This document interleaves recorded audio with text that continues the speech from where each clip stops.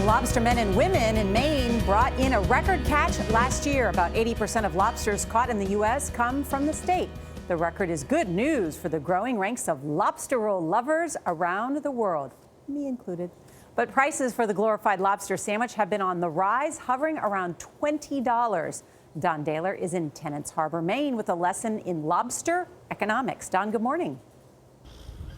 Good morning. Over the past few hours, 6 lobster boats pulled away from here, heading out on their daily task of pulling up hundreds of these lobster traps in search of that tasty treasure of the sea. But it wasn't always viewed as such. Lobster was once so disdained as food, it was fed only to prisoners. No longer.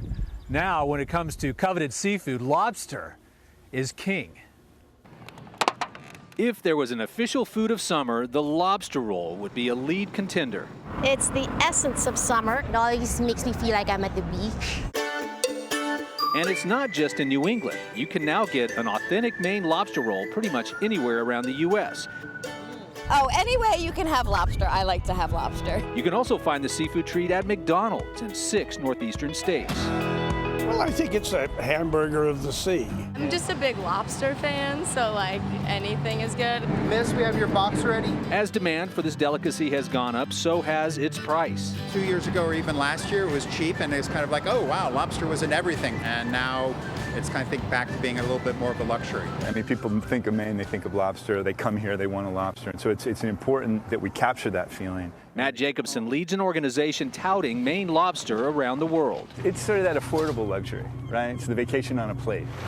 The journey to that plate begins here in the waters off Maine that have the perfect temperature to nurture lobsters.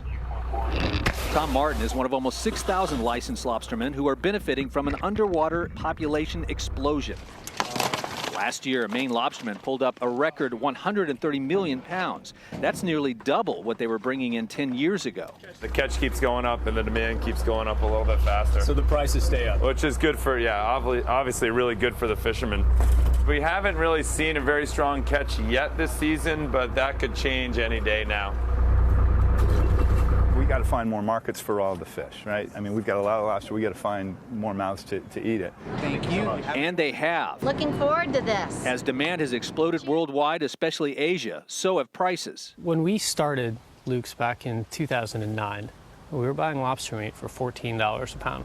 You know, we're now up to $30 a pound for lobster meat.